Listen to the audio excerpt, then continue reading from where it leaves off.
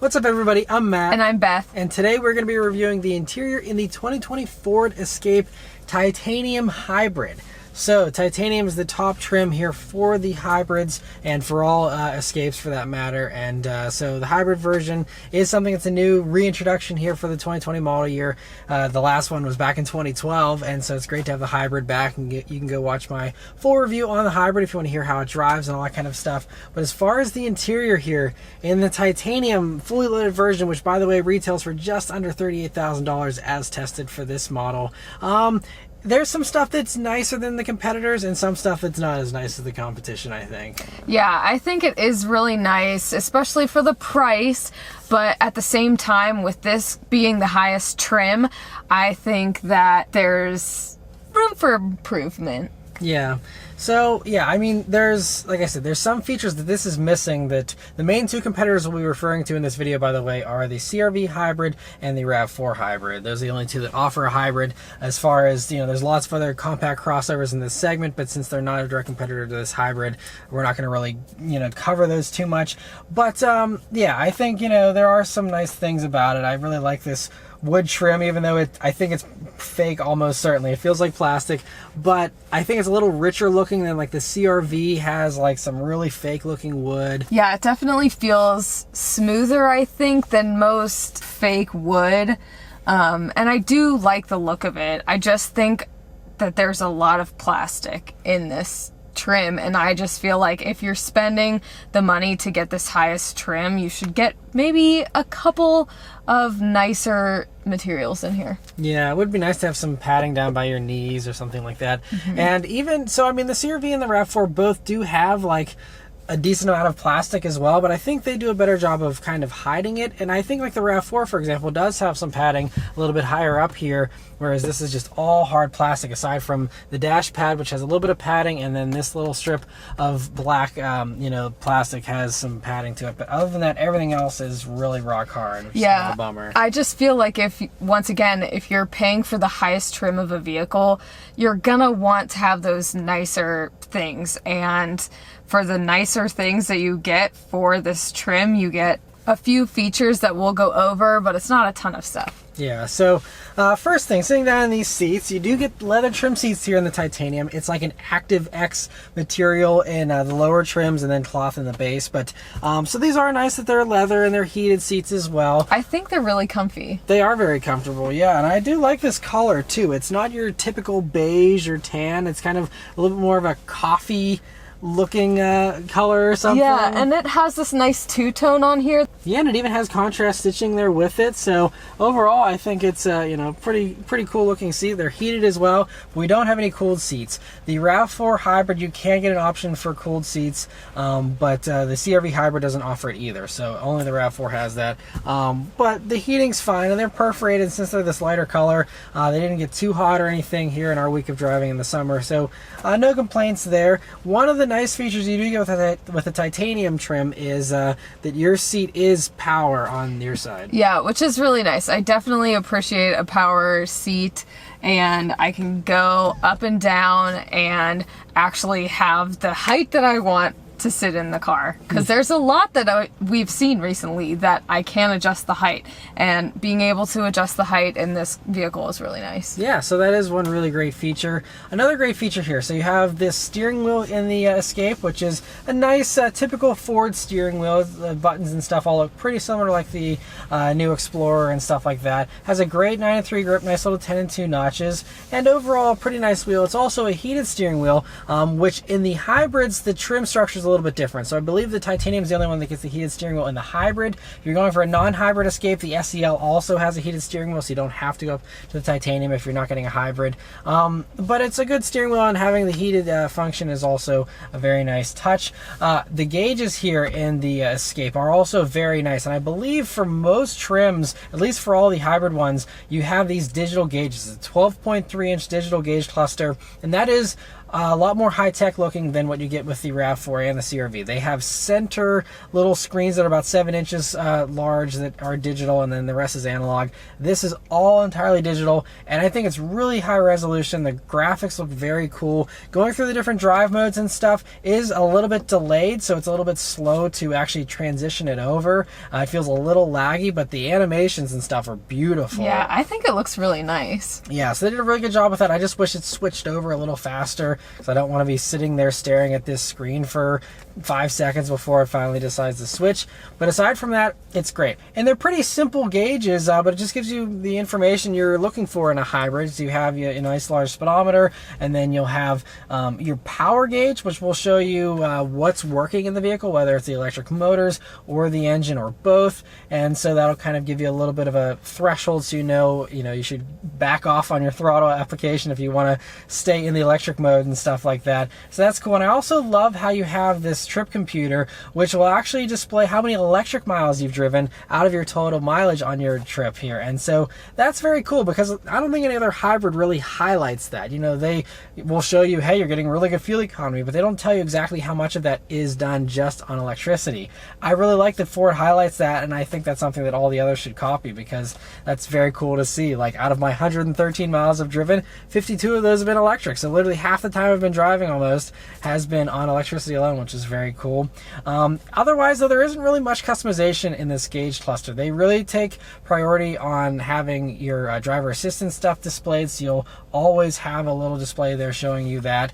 There's no other way to show anything else. Now, there's the different drive mode screens which show you, like in the sport mode, it's a little sportier, but you never actually get a real tack showing you what the engine's doing exactly or anything. You also, you can scroll through a few little submenus, but there isn't really much there to customize. But it will display your song information at the top bar there all the time and stuff. So it basically does everything. I just wish there was maybe a little bit more customization with that. But also with the titanium trim, and that also then has an additional package on top of it, I believe it's like a premium package, it gives you this heads-up display, which is a 6-inch heads-up display.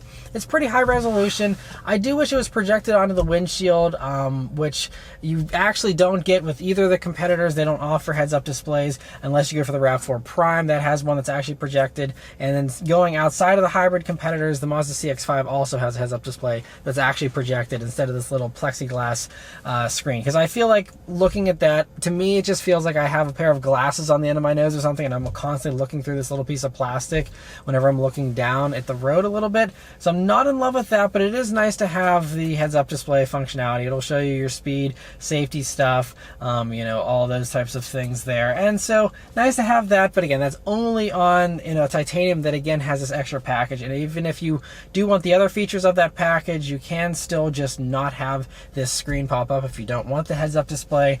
So it's great that you can disable that if you don't want it. One of the other features you get in that extra package is this panoramic moonroof, which is really huge and beautiful looking. And outside of the RAV4 Prime, I believe that's the only one that offers a panoramic roof like this. I know the Honda just gives you a basic little small moonroof, and that really opens up this cabin and makes it so much more airy in here. Yeah, I love how much lighter it makes this car feel, and it just feels so nice and like you're having a convertible without needing a convertible. Yeah, I mean, it really opens up the elements so well. And combined with this lighter colored interior, this whole cabin just feels so much more airy than so many of the competitors that everything is just black leather, black plastic, small moonroof. It can really feel like a cave in some of the others, and this is, it's really refreshing. I love the way they've lightened it up in here. But that is another nice feature, but again, that is beyond the titanium, getting this extra package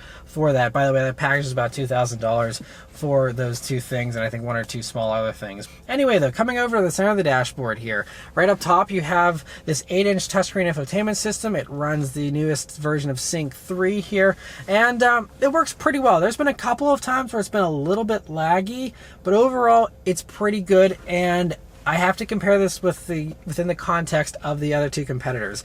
Now, the RAV4 is great with their infotainment system. Theirs just looks a little more basic. It's not quite as pretty with its graphics and its resolution and stuff. So this, I think, looks nicer than that. And Honda's system isn't great. There's no tune knob in the Honda system. It's a little laggier. It's a smaller screen.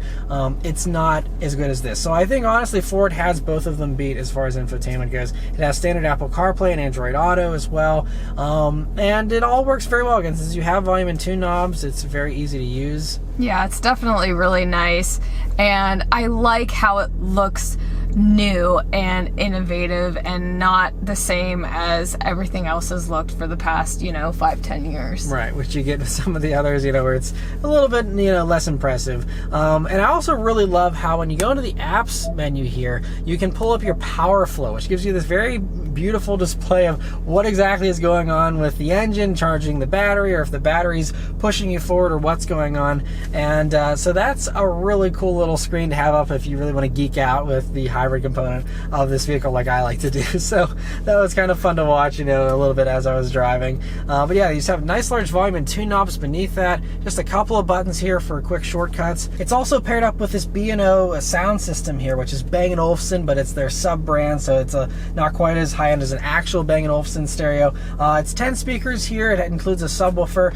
and that is one of the other features you get with the titanium. So if you do value a better sound experience, you're gonna have to go up to the titanium for that. And I think it actually sounds really good. It's been really powerful, very clear, and I would say it's probably one of the best out of the three here that we've tested. And so I think it's a really nice upgrade if you do value sound. I think that could be one justification for the titanium version here for sure. Coming down, you have your climate controls here, which are pretty straightforward. I like the little screen within the knob, very efficient use of space there, and just a couple of buttons there. They're a little on the small side, but no complaints there for me. I think they're totally fine. Yeah, it's definitely nice and clean and easy to remember where things are, so if you're driving and just want to quickly press a button, there you go. Yeah, so great job there. And then there's only a couple other buttons here around your shifter, which is this little rotary dial, which is something they've been using in a lot of Fords recently, and I think it actually feels pretty nice, and is a good use of space instead of having a big shifter like the RAV4 does. So that's good. And then just a couple of buttons here for the auto park assist feature, which will parallel or perpendicular park this vehicle automatically. I tried using that once today, and it didn't actually work because it said that I was on too steep of a grade, even though it was a pretty flat road. So that's a little bit of a gimmick, but that's what you'll probably see in the Ford commercials, is like, wow, the steering wheel's spinning by itself. It will do that in the right circumstances, but unfortunately I wasn't able to try that out because it wasn't cooperating with me personally. But anyway, so you have the buttons down there for that. Moving on to storage space here though in the Escape. It's actually, I think, pretty good for the segment. So you have these large pockets in the doors with a bottle holder. In the center here, you have a nice deep cubby which has a USB-C jack and a power outlet. Now there is no normal USB jack out here, and there's only that one USB-C, and there isn't any wireless charging pad either, which is something you do get with the CR-V hybrid, and you can get that in the RAV4 hybrid as well, but you don't get that here. Even in the fully loaded version like this, you don't get a wireless charging pad. Yeah, and I feel like that's kind of strange because there's definitely space in there, in my opinion, to be putting one of those. Yeah, and actually if you go for the plug-in hybrid version of the Escape, that does give you a wireless charging pad. So I don't know why it's in that one and not in here. You would think that should at least be an option, in this fully loaded version, but it doesn't even offer it. So that's kind of weird, but a good large space there. You also have like 2.5 cup holders here. You have a little bit of space for maybe like a Red Bull or something, because those are those skinny cans. That's true. Yeah, something like that could work. Yeah, so it's nice they give you that extra little bit of space. And then you have the center armrest, which is padded, but it's a little thin with the padding. So like it actually feels hard if you're pressing down hard on it. Yeah, you really need to get to like the middle of it, but it is just really skinny. I feel like it could be maybe a little bit bigger, but I don't know. Yeah, it is, I think, a little bit skinnier than some of the others out there. And you open that up, and then you have a decent amount of space in there, and you will see your only normal USB jack is in this armrest. And that is kind of strange because especially in the past year or two, you've seen a lot more, especially crossovers that are putting in, you know, like 2 or 3 USB jacks up front here and then another 1 or 2 here, and like loading up these cars with USB jacks. This car really is pretty sparse. It's just you have that 1 and then 1 USB-C, and that is it. There is nothing for the back seat passengers as far as USB jacks or anything, which is really kind of strange that they just decided that people don't need USB jacks anymore. I don't know. Yeah, which I feel like you still need USB jacks basically everywhere. So yeah, it's kind of strange. But anyway, so a good amount of space there. But one thing I do have to mention is, you know, this is pretty comparable with what you get with like a RAV4.